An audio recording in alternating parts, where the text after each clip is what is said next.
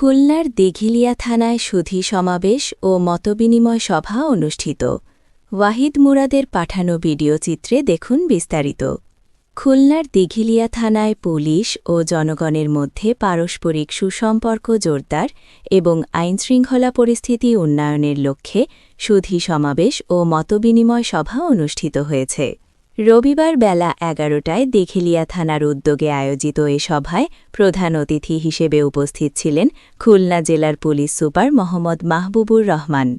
সভায় police super তার বক্তব্যে বলেন, আইনশৃঙ্খলা রক্ষা শুধু পুলিশের একক দায়িত্ব নয়, জনগণের সহযোগিতা ছাড়া অপরাধ দমন ও সামাজিক নিরাপত্তা নিশ্চিত করা সম্ভব নয়। পুলিশ ও জনগণ একসাথে কাজ করলে অপরাধীরা কখনোই মাথাচাড়া দিতে পারবে না।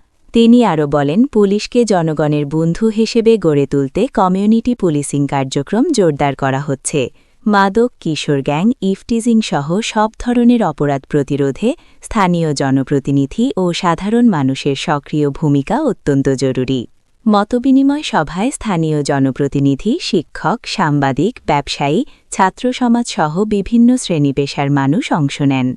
তারা মাদক বিরোধী অভিযান, নারী ও শিশু নিরাপত্তা, ট্রাফিক শৃঙ্খলা এবং পুলিশি সেবার মান উন্নয়ন নিয়ে গুরুত্বপূর্ণ মতামত তুলে ধরেন। পুলিশ সুপার উপস্থিত জনগণের বিভিন্ন প্রশ্নের উত্তর দেন এবং পুলিশি সেবাকে আরও জনবান্ধব ও কার্যকর করার আশ্বাস প্রদান করেন। দিঘিলিয়া থানার ওসি মোহাম্মদ শাহ আলমের সভাপতিত্বে অনুষ্ঠিত সভায় বিশেষ অতিথি হিসেবে উপস্থিত ছিলেন অতিরিক্ত পুলিশ সুপার আল বেরুনি ও সাইফুল ইসলাম। অনুষ্ঠান শেষে আয়োজকরা জানান, পুলিশ ও জনগণের মধ্যে আস্থা ও সহযোগিতা বৃদ্ধিতে এ ধরনের সভা ভবিষ্যতেও অব্যাহত থাকবে।